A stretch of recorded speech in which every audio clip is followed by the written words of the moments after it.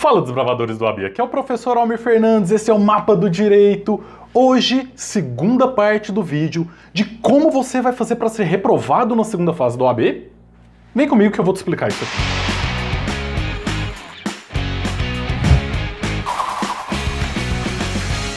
Então, pessoal, esse é o vídeo de número 2 dessa sequência que eu tô gravando várias dicas para você não ser reprovado na segunda fase do AB. Então aqui eu tô falando aqueles erros que os estudantes cometem que levam à reprovação. Já peço para você já deixar o seu joinha. Se você ainda não é inscrito no canal, clica aqui embaixo, é de graça. Se inscreva e ative as notificações, tá bom? Também nos siga nas nossas redes sociais, que o endereço tá aqui embaixo. Então, pessoal, vamos lá, sem mais delongas. Primeiro erro que o estudante na segunda fase do AB comete, que ele certamente vai ser reprovado: errar o nome da peça. Se você erra o nome da peça na segunda fase do AB, o próprio edital já fala que você vai ser reprovado, você vai tirar 0. Você precisa acertar corretamente o nome da peça e o fundamento legal dessa peça. Como que a gente faz isso? Não é um bicho de 7 cabeças, mas tem algumas provas que alguns candidatos não conseguem entender direito qual é aquele caso ali, não conseguem ler corretamente o enunciado e erram o nome da peça. O edital, pessoal, fala que se você errar o nome da peça, você vai tirar 0 na peça. Se você tirar 0 na peça, consequentemente o máximo que você vai acertar nas questões é 5 e você precisa de 6 para ser aprovado. Vou mostrar aqui para você a melhor técnica para você garantir que você vai acertar o nome da peça, tá bom? Olha só, pessoal, eu trouxe aqui uma prova aqui de direito do trabalho, tá? Do 30º exame. Poderia ser de qualquer outra disciplina, a ideia é basicamente a mesma. Quando você está analisando o enunciado, você tem que verificar todas as palavras de caráter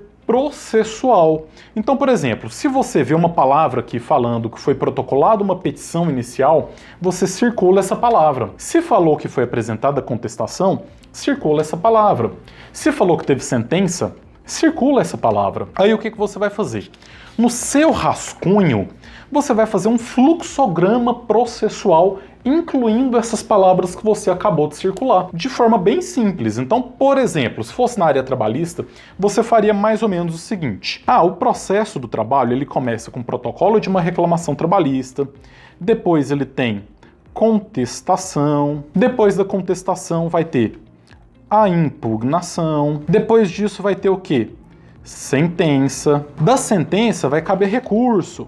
Qual recurso? Nem vamos falar em embargo de declaração. Vai caber um recurso ordinário. Do recurso ordinário a gente tem contra-razões. Que letra linda. Aí tem um acórdão.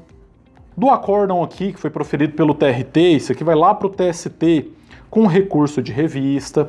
E assim sucessivamente, tá bom? Então, se você tivesse, por exemplo, anotado que no enunciado teve reclamação trabalhista, você já vem aqui e já corta, porque se já teve reclamação trabalhista, obviamente que não vai ser uma petição inicial. É uma contestação. Mas lá já fala que a empresa já apresentou em contestação. Então não pode ser uma contestação. Lá já fala que teve impugnação. Fala que teve sentença. E aí parou na sentença. Depois da sentença não aconteceu mais nada. Obviamente que aqui o que vai acontecer depois disso, se o enunciado não tiver dado nenhum outro tipo de informação, que a sua peça será um recurso ordinário. Então, pessoal, é algo simples. Se você entende bem de processo, seja de processo do trabalho, processo civil ou processo penal, que são basicamente os 3 diplomas processuais que a gente tem aí da segunda fase do OAB, fazendo esse fluxograma na hora da prova, isso vai ficar muito mais fácil de você identificar qual é a peça e aí, obviamente, que você vai acertar o nome da peça. Agora, em relação ao fundamento legal, a gente já tem que vir para o vademecum. Se você não sabe decorar os fundamentos de cada peça, o que ninguém sabe, é uma besteira você decorar, você precisa utilizar o seu vademecum para buscar o seu fundamento. Como que você faria isso? Por exemplo, aqui eu tenho um vademecum, eu tenho uma CLT, tá? Eu estou tratando aqui da área trabalhista, mas a ideia é a mesma para qualquer área. Você indo lá no índice remissivo, você vai pesquisar pela peça que você quer. Então, por exemplo, vamos supor que seja uma petição inicial, uma reclamação trabalhista. Eu vou pesquisar aqui no meu índice remissivo por reclamação trabalhista. Aqui em reclamação trabalhista, ele traz para a gente diversos aspectos, entre eles previsão legal, artigo 840. Então você já sabe qual é o artigo, claro, você vai ter que olhar para ver se não é alguns dos parágrafos, tá? Aqui na área trabalhista a FGV costuma cobrar o 840 parágrafo primeiro, mas você iria analisar o artigo aqui, então seria muito fácil você identificar. Dessa forma você não ia errar o nome da peça e nem o fundamento, e você não seria reprovado. Outro erro que é muito comum os estudantes cometerem e que gera sim reprovação é você não colocar o fundamento completo, tá? Quando você vai fazer a sua fundamentação jurídica, seja na peça ou então nas questões, você não utilizar o fundamento completo. Então vou mostrar mais ou menos para vocês aqui o que seria. Olha só, aqui na nossa prova, vamos supor que você esteja fazendo uma tese, e aí nessa tese aqui você precisa fundamentar em um artigo. Vamos supor que seja uma tese do intervalo intrajornada. Intrajornada. E você precisa fundamentar lá no artigo 71 da CLT. Você está colocando aqui e tal, e aí você coloca: de acordo com o artigo 71, e aí você não coloca da CLT. Aqui o examinador ele nunca vai saber que você está se referindo à CLT. Você jamais vai ganhar a pontuação. Ou então, você precisava fundamentar em algum parágrafo, né? Por exemplo, vamos abrir um aqui. A gente tem aqui o artigo 71 da CLT. O artigo 71 da CLT, ele tem um caput, ele tem vários parágrafos. Se você quer fundamentar no caput, como que você vai escrever? Artigo 71, caput, pode escrever, caput da CLT. Essa é a fundamentação completa. Ou então, vamos supor que aqui no caso, intervalo intrajornada, você precisasse fundamentar aqui no parágrafo 4º, que é o que fala aqui que você só vai receber, no caso da concessão parcial, o período que foi suprimido, tá?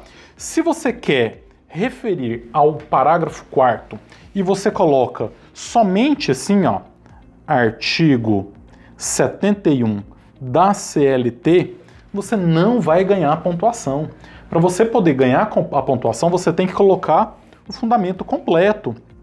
Artigo 71, parágrafo 4º da CLT. Aí sim, com o fundamento completo, você vai ter a pontuação completa. É um detalhe muito simples, mas que muita gente esquece disso e deixa de ganhar a pontuação daquele quesito por conta disso, tá bom? Pontuação sempre completa. Um fator muito importante que reprova muita gente é ter a letra ilegível. Pessoal, eu elaboro recursos contra o resultado da segunda fase da OAB há vários anos, então a cada edição eu analiso centenas de provas. E eu vejo que tem muita gente que responde corretamente, mas a letra é tão feia, mas tão feia, que às vezes o examinador precisaria usar uma lupa ali. Claro, no computador ele dá zoom, e não consegue entender o que o candidato quis dizer. Não adianta nada você ter o conhecimento jurídico, você responder corretamente, se o corretor não consegue entender o que você está falando. Então, às vezes, você tá ali na hora da sua prova e aí a sua letra você começa a ficar cansado, é normal. Então você tá lá, o autor,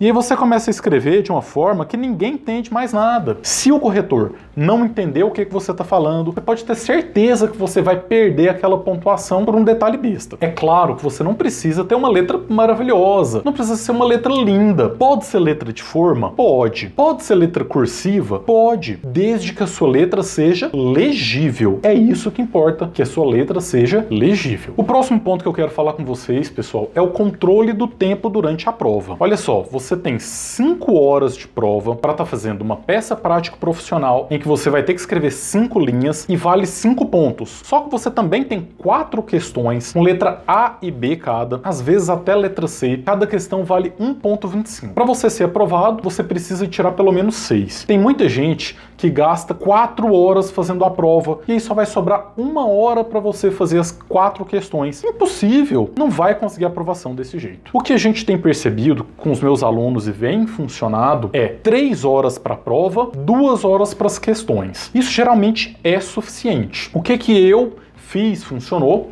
eu gastei bastante tempo na fundamentação jurídica da peça. Então, pesquisando, montando, eu não fiz bem um rascunho, tá? Eu fiz um esqueleto da prova, eu já falei sobre isso em outros vídeos, mas então, eu sugiro que você gaste até, no máximo, 2 horas de pesquisa no Vademecum, montando o seu rascunho, a sua estrutura, 1 hora para você efetivamente redigir a sua peça. Claro que tem gente que vai precisar de mais tempo, outros um pouco menos tempo, tá? E aí você deixa pelo menos 2 horas para você estar fazendo as questões, 30 minutos para cada. Menos do que isso é muito arriscado. Então, esse controle do tempo é essencial aí para sua aprovação, tá bom? Tem um detalhe que é um erro que muito estudante comete, que é pedir a condenação do seu próprio cliente. Não faça isso. Você tem que lembrar que aqui você não está fazendo um concurso para magistratura. Aqui você está fazendo uma prova para o exame da Ordem dos Advogados. Você está querendo ser advogado. Na peça e nas questões, você sempre vai estar advogando para alguém. E o enunciado deixa claro.